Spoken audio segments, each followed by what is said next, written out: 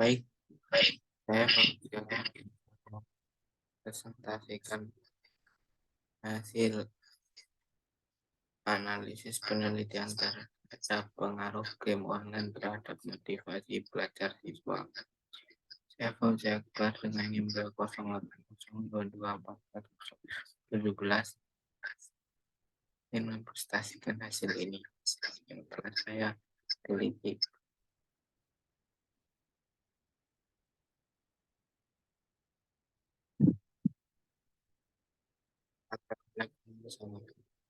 Pada zaman sekarang banyak anak sekolah dasar yang lebih sering bermain game online di rumah atau di lingkungannya. Sehingga ketika dalam pembelajaran dia tidak semangat dan konsentrasinya pun menjadi terganggu. Hal ini dibuktikan salah satunya pada sekolah dasar SMPN Negeri 1 Wonosari, di mana kondisi beberapa peserta didik kembali kecanduan dalam bermain game online. Hal tersebut ditujukan dengan keadaan peserta didik yang kurang bersemangat mengikuti pembelajaran di sekolah dan lebih sering membicarakan game online dibanding berdiskusi materi pembelajaran. Hal itu menyebabkan lambatnya perkembangan yang dialami oleh peserta didik.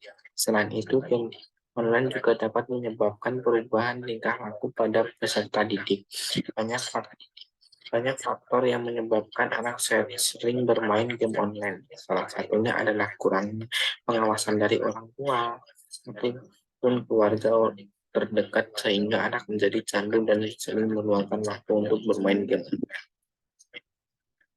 Yang mengalami ketergantungan aktivitas game yang akan mempengaruhi motivasi belajar sehingga mengurangi waktu belajar dan menyebabkan prestasi belajar serta didik akan menurun secara berkurangnya pula waktu untuk sosialisasi dengan teman sebaya. Jika hal ini dibiarkan secara terus-menerus, maka anak akan menarik diri dari pergaulan sosial dan anak tidak mempunyai kemampuan beradaptasi dengan lingkungan. Namun faktanya perkembangan teknologi dan khususnya game online membuat para pecandu game online menurunkan minat belajar mereka yang mengakibatkan prestasi mereka turun sehingga belajar turun serta menyebabkan kemalasan. Hal ini di sekolah juga dapat dilakukan aktif untuk meningkatkan peserta didik akan bahayanya pengaruh game online jika sering dimainkan. Sekolah juga dapat memberikan pengawasan pengontrolan anak-anak yang sering bermain game online, mungkin sehingga memberi punishment atau nasihat ataupun sekolah meminta serta meningkatkan agar orang tua selalu memberi pengawasan yang maksimal terhadap anaknya yang bermain game online di rumah atau di lingkungannya masing-masing. Identifikasi masalah yang pertama, game online membawa pengaruh bagi dunia pendidikan diantaranya yaitu peserta didik akan malas belajar dan sering menggunakan waktu luang bermain game. Yang kedua, peserta didik lebih sering membicarakan tentang game online di sekolah dibanding berdiskusi mengenai materi pembelajaran. Yang ketiga, kurangnya pengawasan orang tua dan sekolah terhadap anak yang sering bermain game online, turunnya motivasi dan minat belajar peserta didik dalam pembelajaran di bawah kecanduan game online. Tujuan penelitian berdasarkan rumusan masalah yang telah ditetapkan oleh penulis, maka penelitian ini ditujukan memiliki tujuan yaitu untuk mengonfirmasi ada pengaruh kecanduan game online terhadap motivasi belajar peserta didik kelas 4 di SMPN 1 Wonosari. Pernyataan penelitian.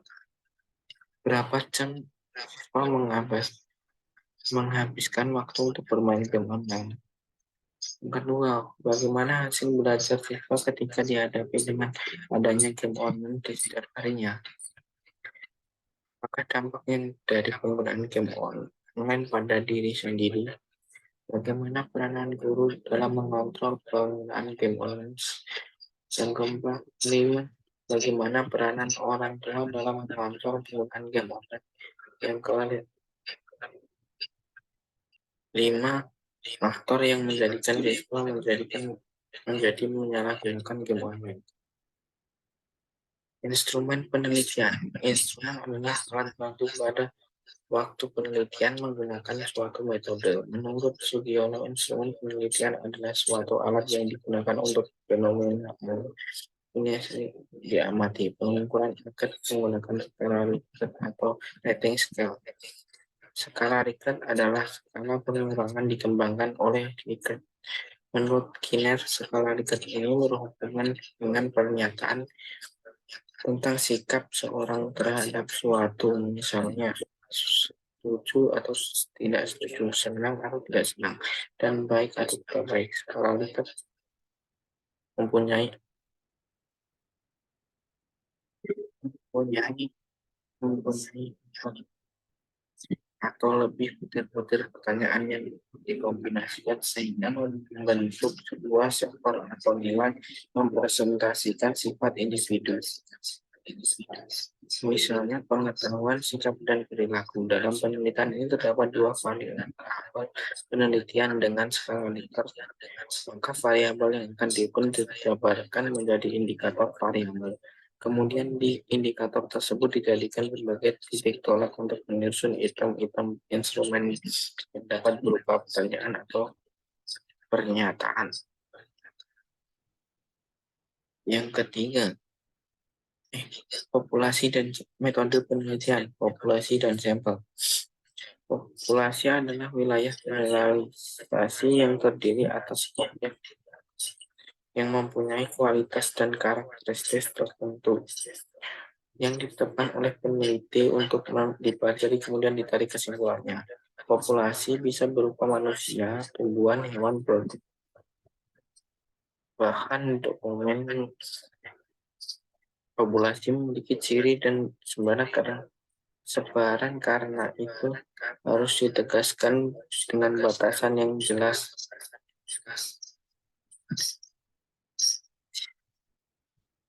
Siapa, di mana, kapan, dan berapa besar perkiraan jumlah unit populasi. Berdasarkan penjelasan di atas, maka populasi dalam penelitian ini adalah seluruh siswa kelas 4 SMPN Negeri 1 Wonosari sesuai dengan teori yang mengatakan apabila jumlah populasi siswa relatif kecil, maka semua populasi dijadikan sampel, di mana dalam teknik sampling semua populasi dijadikan teknik sampling dinamakan sampling jenuh atau istilah lain adalah sensus. Sampling jenuh adalah teknik penentuan sampel bila anggota populasi digunakan sebagai sampel. Sampel merupakan bagian dari jumlah dan karakteristik yang dimiliki populasi. Sampel dianggap populasi yang hasilnya mewakili keseluruhan yang diteliti atau diminati. Berdasarkan uraian di atas, menjadi sampel dari penelitian adalah semua siswa kelas 4 dan SMP Negeri 1 Wonosari yang berjumlah 34 orang. Baik, sekian, terima kasih.